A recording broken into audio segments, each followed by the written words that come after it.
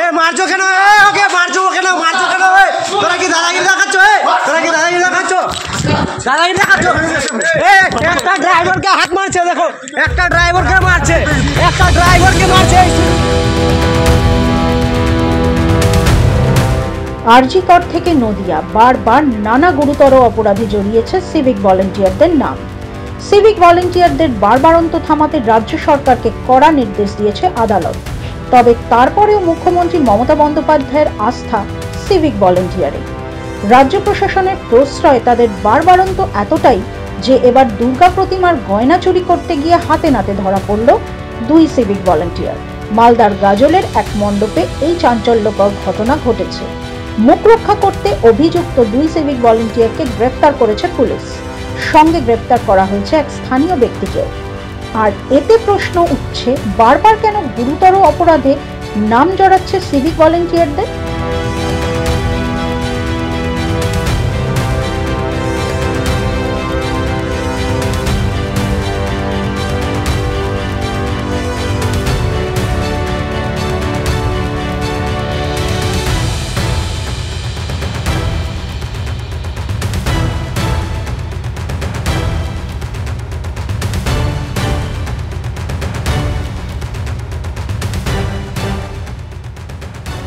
মালদার গাজলের একলাখী গান্ধীমোড় সর্বজনীন পুজো কমিটির অভিযোগ, নবমীর সকালে পুরোহিত পুজো করতে বসে দেখেন প্রতিমার গায়ে পরানো সোনার গয়না গায়েব হয়ে গিয়েছে।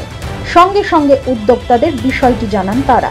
প্রশাসনের নির্দেশে সেখানে আগেই বসানো ছিল সিসিটিভি ক্যামেরা। সেই ক্যামেরার ছবিতে দেখা যায় অষ্টমীর রাতে স্থানীয় এক ব্যক্তির সঙ্গে নীল ইউনিফর্ম পরা দুই সিভিক ভলেন্টিয়ার মণ্ডপে ঢুকে প্রতিমার গয়না চুরি করছে। প্রায় 2 ভরি সোনার গয়না চুরি গিয়েছে বলে দাবি উদ্যোক্তাদের।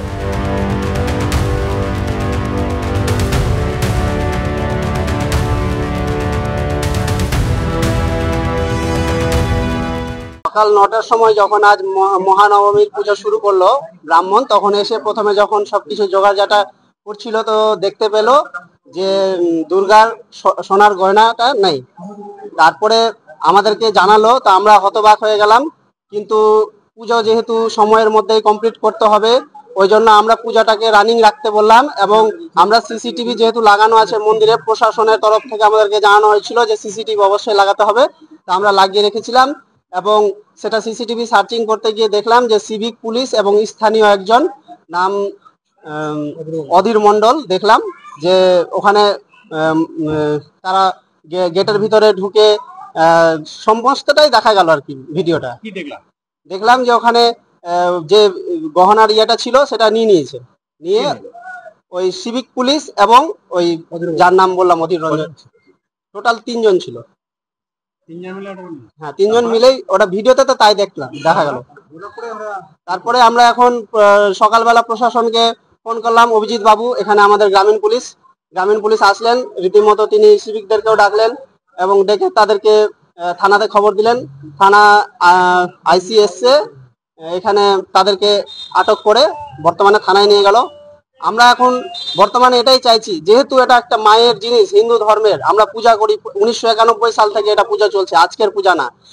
আজ পর্যন্ত এরকম কোনো ঘটনা ঘটেনি, কিন্তু হঠাৎ করে এই প্রশাসন যেখানে জড়িত আছে এটাতেই আমরা কার উপর ভরসা করে তাহলে পূজাটা করব?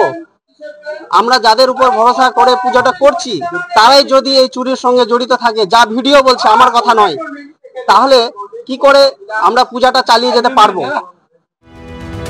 ওই দিনই গাজল থানায় লিখিত অভিযোগ করে পুজো কমিটি। এর মধ্যে প্রকাশ্যে চলে আসে সিসিটিভি ফুটেজ। অবশেষে মুখ রক্ষায় সঞ্জয় মণ্ডল ও গৌর মণ্ডল নামে দুই সিভিক ভলেন্টিয়ারকে গ্রেফতার করে পুলিশ। পরে গ্রেফতার করা হয় অধীর মণ্ডল নামে এক স্থানীয় বাসিন্দাকে। ধৃতদের জিজ্ঞাসাবাদ করছে পুলিশ।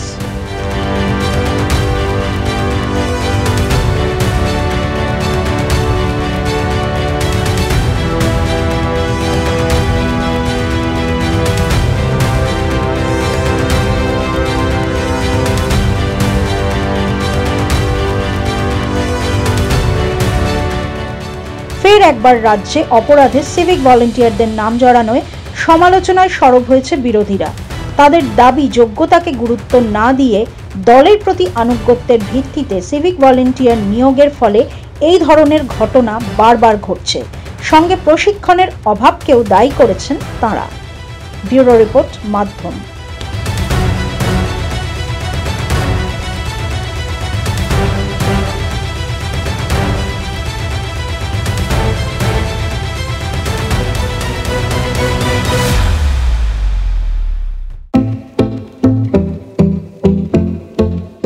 भारत के हृदय प्रदेश मध्य प्रदेश की धरती, जहां परंपरा और प्रगति का संगम है, और यहीं भोपाल में पहली बार आयोजित हुआ ग्लोबल इन्वेस्टर्स समिट 2025।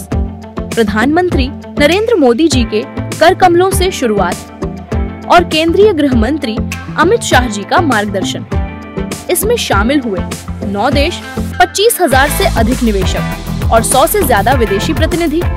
समिट में हुए 89 MOUs पर हस्ताक्षर, 600 से अधिक बीदोग और 5,000 प्लस बीदोग मीटिंग्स, 26 लाख करोड़ से ज्यादा निवेश, जिनसे 17 लाख से अधिक रोजगार सृजित होंगे।